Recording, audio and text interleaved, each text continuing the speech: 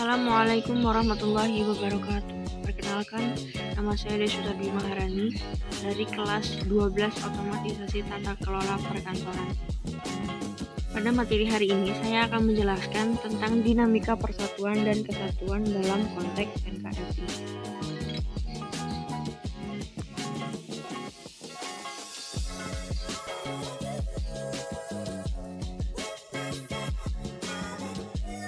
Dalam dinamika persatuan dan kesatuan dalam konteks Negara Kesatuan Republik Indonesia, ada dua materi yang akan kita bahas, yaitu Hakikat Negara Kesatuan Republik Indonesia dan Persatuan dan Kesatuan Bangsa Indonesia dari masa ke masa.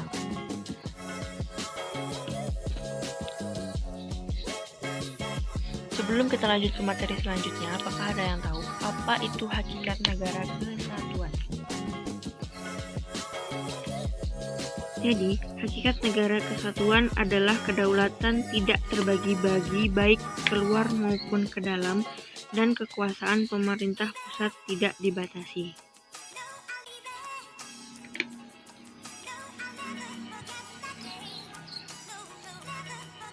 Dalam poin ini, ada dua materi yang akan kita bahas. Yang pertama, konsep negara kesatuan unitarisme dan NKRI. Kedua ini adalah hakikat dari negara kesatuan Republik Indonesia. Yang pertama, ada konsep negara kesatuan. Biasa disebut unitarisme. Maksud dari negara kesatuan itu sendiri adalah negara berdaulat yang diselenggarakan sebagai satu kesatuan tunggal, di mana pemerintah pusat adalah yang tertinggi dan satuan-satuan subnasionalnya hanya menjalankan kekuasaan yang dipilih oleh pemerintah pusat dan didelegasikan. Negara kesatuan itu biasanya disebut unitaris atau unity, yang artinya negara tunggal atau satu negara yang monosentris berpusat satu, terdiri hanya satu negara, satu pemerintah, satu kepala negara, satu badan legislatif yang berlaku bagi seluruh wilayah negara.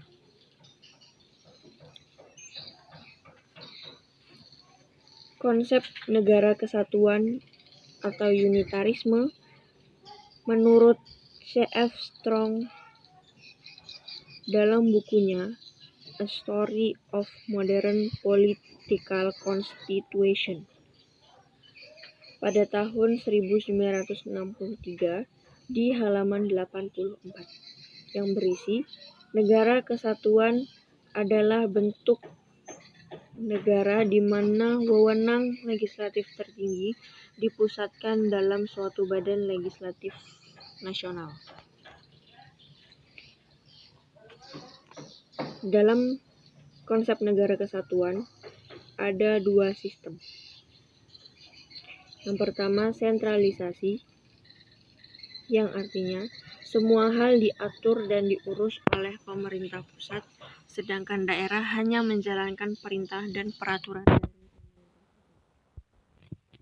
Yang kedua, ada desentralisasi, yaitu diberikan kekuasaan untuk mengatur rumah tangganya sendiri atau otonomi swatantra.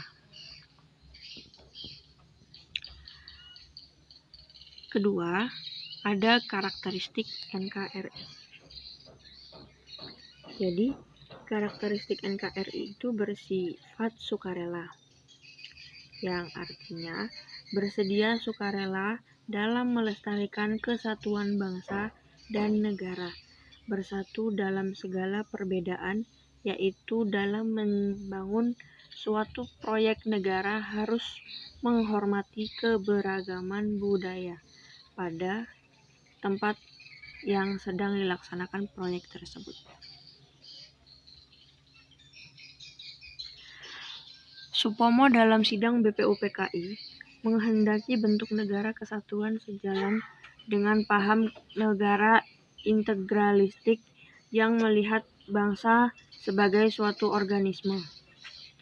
Hal ini antara lain dikemukakan Muhammad Yamin bahwa kita hanya membutuhkan negara yang bersifat unitarisme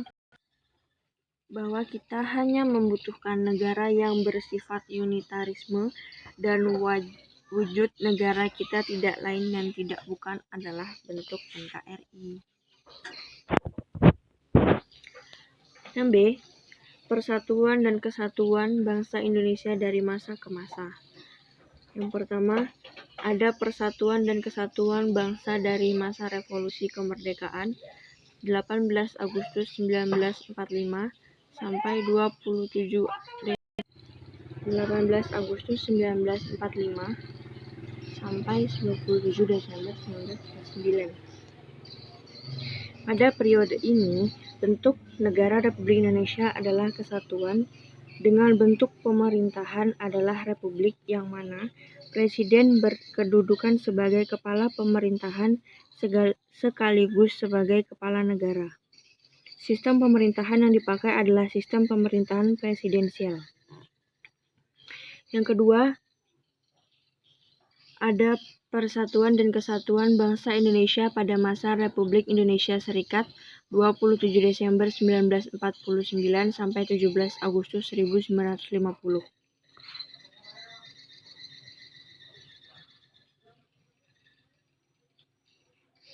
Pada periode ini, federalisme pernah diterapkan di Indonesia pada rentang 27 Desember 1949 sampai dengan 17 Agustus 1950. Yang dijadikan sebagai pegangan adalah Konstitusi Republik Indonesia Serikat tahun 1949.